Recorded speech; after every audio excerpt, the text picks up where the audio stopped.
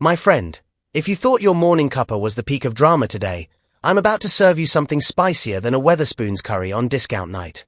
Because what unfolded on Good Morning Britain was not a debate, not an interview. No.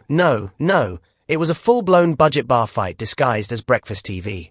Richard Madeley, bless him, wandered into the studio looking like a man still traumatized from the great pasty or pie incident, and somehow ended up refereeing a political punch-up so heated even the autocue looked nervous. Picture it. Don Daniels, the viral bricklayer with opinions harder than the mortar he works with, sits there like he's ready to cement someone's political career, or demolish it, depending on who speaks first. This man voted Labour last election. Labour. The party he assumed, naively, some might say, would keep taxes down lower than Rishi Sunak's poll numbers. A promise that aged about as well as milk left out during a heatwave. And look, before anyone jumps on me, yes, I know you already hit the subscribe button earlier in the video, didn't you? Good. Because what comes next, you'll want front row seats for. So Don Daniels rocks up to GMB, already viral for calling unemployed Brits lazy and accusing a slice of the population of milking the benefit system like it's an all-you-can-drink dairy bar. And he doesn't soften it for TV. Oh no. He doubles down harder than a politician caught lying 5 minutes before question time. He sits there telling the nation he feels betrayed by Labour, lied to, misled, mispromised. Pick a word, he used it.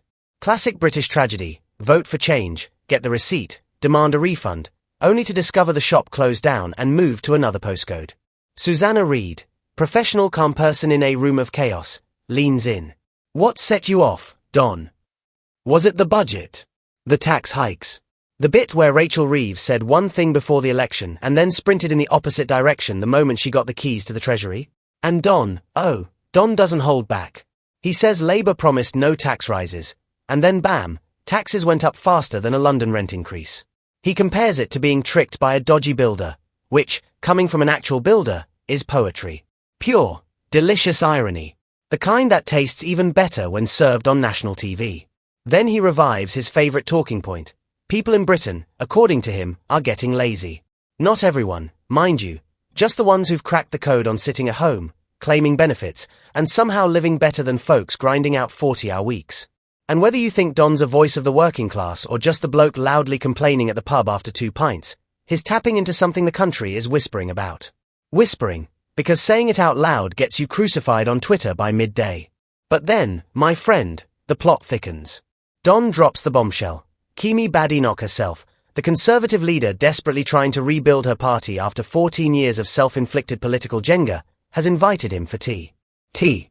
Not even a quick phone call, actual tea. As if she saw Don on TikTok and said, yes, that one. Get him in the room. Susanna asks whether Kemi could win him over. And Don, doing his best impression of a man who's not entirely opposed to free biscuits, says he likes some of her policies. Not all, just enough to justify the meeting. It's painfully British. I'm not saying yes, but I'm also not saying no if there's cake. Enter Susie Stride. Political commentator. Human megaphone. Defender of Labour with the energy of someone who discovered her mate is getting back with a toxic ex and refuses to let it happen without a fight. She is livid that Don would even meet Kemi. Absolutely fuming. You could see the steam rising like a broken kettle. She starts listing everything the Tories destroyed in 14 years. Jobs, youth programmes, the economy, your will to live. Pick your category. Susie had it on her list. And honestly, she's not wrong. 14 years is a long stint. That's several governments, multiple scandals, and one lettuce outliving a prime minister. But Don does not care. He does not care about the past. He does not care about Tory history. He cares about now. About Labour raising taxes when they promised they wouldn't. And he keeps interrupting Susie, which on GMB is less rude and more expected. The interruptions are half the entertainment value. You're not there for calm discourse. You're there for the verbal wrestling match. Don says Labour lied, broke trust, ruined faith. No one will vote for Labour again, he shouts. Bold. Very bold. Calm down, Nostradamus. But the man is angry. And that anger echoes across living rooms nationwide. Susie fires back accusing him of political amnesia. Which is rich coming from a political class where everyone conveniently forgets everything they ever promised within 48 hours of saying it. Boris said he'd get Brexit done. Liz Truss said she could run a government. Keir Starmer said no tax hikes. The British public remembers. even if Westminster pretends not to. Richard Madeley, meanwhile, looks like a man silently regretting his career choices. He tries to calm things down, but at this point the studio is seconds away from needing actual riot police. Eventually they run out of time, thank God, because another minute and Susie would have launched a policy binder across the room. And then Susanna, cheeky queen that she is, asks Don if he might stand for Parliament. Because apparently going viral and having opinions is the only qualification needed these days. Don asks how much MPs get paid. Classic bricklayer moves. And honestly, I wouldn't be shocked if the man ends up in Westminster. We've had weirder. Much weirder. So what's the big takeaway? Britain is tired. Beyond tired. Exhausted. People feel lied to by the Tories for over a decade, and now they feel misled by Labour within months. No one knows who to trust, who to vote for, or whether the next budget will wipe out their savings or their sanity first. Don represents millions who feel politically homeless. Susie represents a party desperately trying to defend itself while failing to read the room. And the whole GMB showdown? That's Britain in 2025.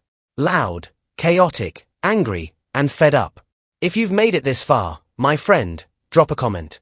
Is Don right to flirt with the Tories? Is Susie right to defend Labour? Or are both sides missing the forest for the flaming, collapsing, budget-shaped trees? And if you haven't already, hit that subscribe button. Trust me, with British politics the way it is, tomorrow's chaos is already brewing. Until next time, this has been your daily dose of UK political madness, messier than a Friday night in Wetherspoons and twice as entertaining. Did you know that over 95% of our viewers aren't subscribed to the channel? We totally get it, life gets busy, and sometimes it's easy to forget. But here's the thing, subscribing is completely free, and it really helps us keep creating the content you enjoy. So, why not hit that subscribe button and join our community? It only takes a second, but it makes a world of difference to us. Thank you for your support.